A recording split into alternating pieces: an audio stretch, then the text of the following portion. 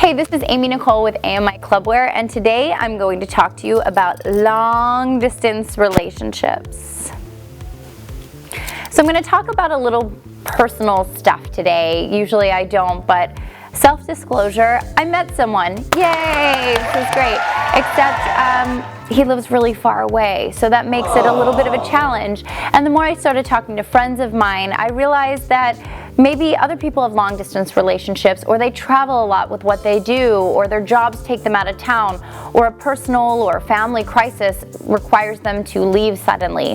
What do you do when you have a relationship that means a lot to you, but you're far apart? How do you deal with that? Well, stay tuned. I'm going to give you some tips, tricks, and life hacks on how to deal with long distance relationships. So the most important thing when you're in a long distance relationship is actually seeing the person, like in person.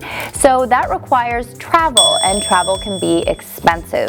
So whether you're just a hop, skip, and a jump away or on the other side of the world, you have to buy those airline tickets, pop on a train, go in a car, run, skip, jump. You have to get there, and that can be costly. So some things you can do is get credit cards with airlines where you can get miles to accumulate, get cheaper or free flights, but ultimately it's gonna add up. So you have to decide how often you wanna see the person and decide between the two of you what's gonna work best. So that's, one of the most complicated things is the cost and the time taking off work to travel to see this person. It can be pretty time consuming, but it's worth it when you really love them.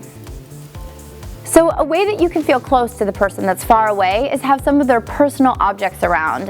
You can have like their pillow, or you can have their clothes, but anything that reminds you of them.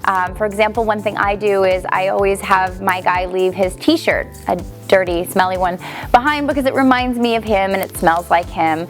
Another thing you can do as a girl to a guy is leave a perfume. You can leave your favorite CD, a pillow, a stuffed animal, even maybe underwear.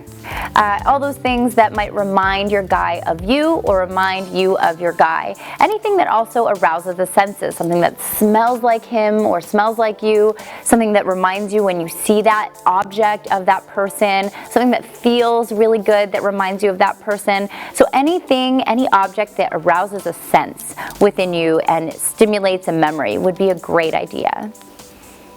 Video calling is really important when you're in a long distance relationship because you can text and talk all you want, but when you don't see the person face to face and you don't make that eye contact, you sometimes lose a little bit of that connectivity. So it really helps make you feel closer to that person. So let's try to FaceTime my guy right now. Let's give it a chance. Okay, sometimes the lighting is not that flattering. Oh, that's good lighting. Okay.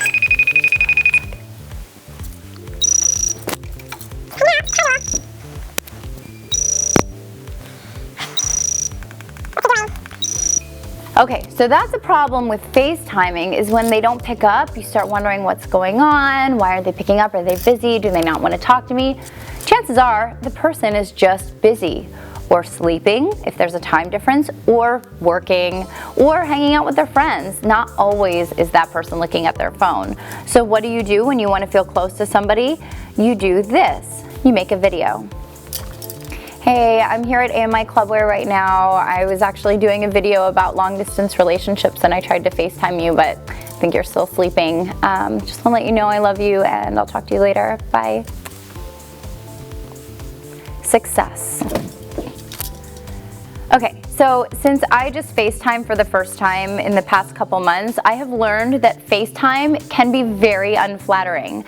It's the first time in a long time where I've really reconsidered what I think about myself because it distorts your face and the lighting is unflattering. So here are some tips to make your FaceTime experience make you feel a little better. Soft lighting is really good. A nice lamp with a soft light bulb. Bright overhead lighting doesn't always look the most flattering. Another thing is be perceptive of what's around you. If it's a really busy background, it can be distracting to the phone call. I like sitting just on my couch or against a wall in my apartment that's simple so I can have a nice, easy conversation with the person I'm talking to. Another thing that you can do is just dress for the occasion. Sometimes I want to look a little cuter, so I'll just put a little mascara on, or maybe I'll put like a nice top on that's really flattering, nothing too busy, so that you can again have a nice, simple, non-distracting distracting conversation with the person that you want to talk to. Another thing you can do that might make you feel more connected is introduce your guy or girl to your friends through FaceTime. For example, when I'm at AMI, sometimes I FaceTime and introduce him to all the models and the photographers. Hey, this is what I'm doing. This is what my life is today. So they feel involved, so they feel like they know what's going on in your world because your world's apart. So keep that person in the know, introduce them to your friends, your family, your pets, your jobs, just so you have an idea of what's going on around that person and you feel more comfortable that way. So there's two different sayings that people say a lot. Opposites attract and birds of a feather flock together. Well, sorry, opposites attract. Studies actually show that birds of a feather flock together. Similarities are what keep people together and cause attraction. So one way to use that idea in a long distance relationship is keep those similarities up by doing similar things. Even though you're really far apart, doing the same things initiates certain conversations that create bonding. It can also stimulate other conversations. You can create jokes, you can create inside jokes. So watch the same movies, read the same books, go to the same places so that you have that commonality. Those Kermit memes get me every time. So one thing that you can do if you're in a long distance relationship is use social media to your advantage. Don't let it be something that makes you pain shop, or when you look through your person's feed for like the past year and look for something that bothers you. That's not healthy. One thing you can do is tag that person in funny memes, loving memes, whether it's Kermit the Frog, puppies, kittens, babies. What other memes are there that are popular? Ruby? Scarlett Johansson, okay. So there's all these different memes that are really funny that make you think of your person. So not only will that person get cute pictures through text message, email, but you can also tweet, Instagram tag, Facebook, anything that will pop up throughout the day to let that person know you are thinking about them will definitely be healthy for your relationship. On a more serious note, it's important to discuss the exclusivity and expectations of your relationship if you're long distance. Communication is the most important thing. Now, if you're not long distance and you meet somebody, maybe you go on a few dates, you don't have to talk about that right away. You just enjoy the time.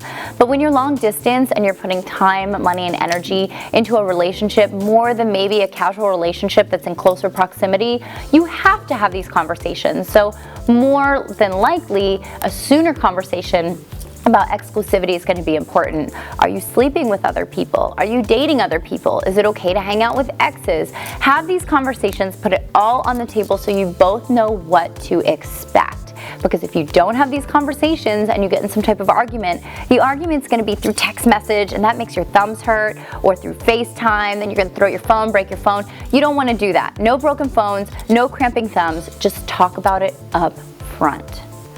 And if you don't want an exclusive relationship, having an open relationship isn't the end of the world, but you can talk about it. It's a choice, it's an option. Oh, hey, I'll talk to you later. Okay, bye. Notice the change in my voice when I'm on FaceTime. So that was my tutorial, tips and tricks on how to deal with a long distance relationship. Remember, it can be a really positive experience, but you want to have an end goal in mind. You want to communicate and have fun with it. Use this opportunity to send funny pictures, laugh, bond, and most of all, really enjoy the time that you actually have together. So I hope this was helpful, and I hope my own personal experience in my real life might have given you a few tips and tricks and helpful hints of how to make your own relationship just that much more enjoyable. Again, this is Amie Nicole with AMI Clubwear. Have a great day. P.S. And anybody you should ever date, make sure that your cat approves. I had the test this past week, and let me tell you, my cat loves my guy. He can't stop rubbing all over him. In fact, we call him his stepdad. It's a little creepy, but it's okay.